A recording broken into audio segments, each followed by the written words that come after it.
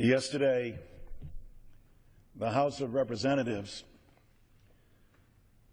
stood in solidarity and silence as we once again rose to acknowledge another death, another shooting, another loss of life, again at one of our schools. Rose out of respect for the victims and their families, as we have done repeatedly. On average, there has been a shooting in a school a week. The American people are outraged. They no longer want Congress's silence. They want to hear Congress's voice. In America, the most important thing that we can do is vote. The most patriotic thing that we can do is vote. But in this chamber, we have yet to take up simple legislation on background checks. Now, let me be very specific about that.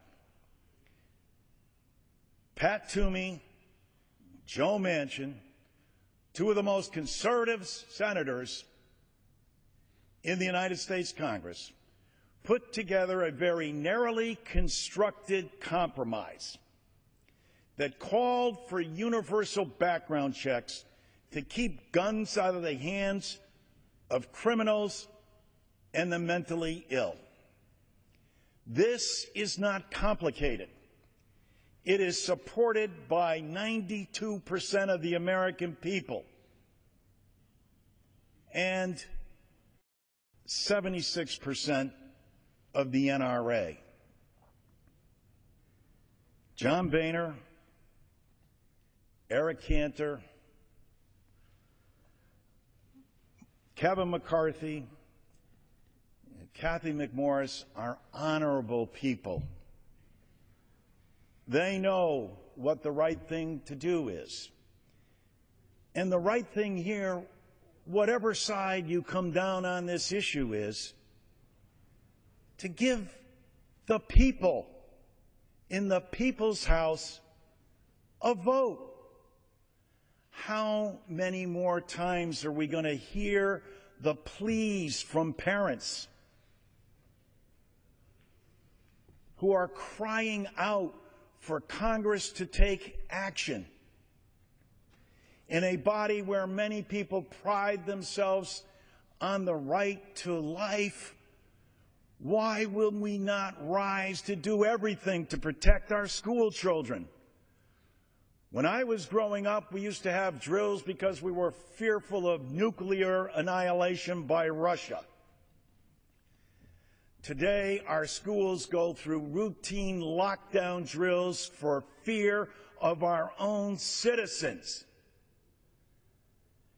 Congress has got to act, or Congress, as I've said before on this floor, is duplicitous in every single tragedy that takes place. Duplicitous because of its inaction.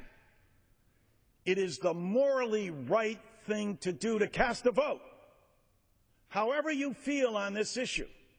And there are strong feelings about it. But the American people, and clearly the families of these victims, need to know that minimally their democracy was willing not to stand in silence and in remorse, as important as that was and is, but to take action and vote. I yield back my time. Gentleman's time has expired. The chair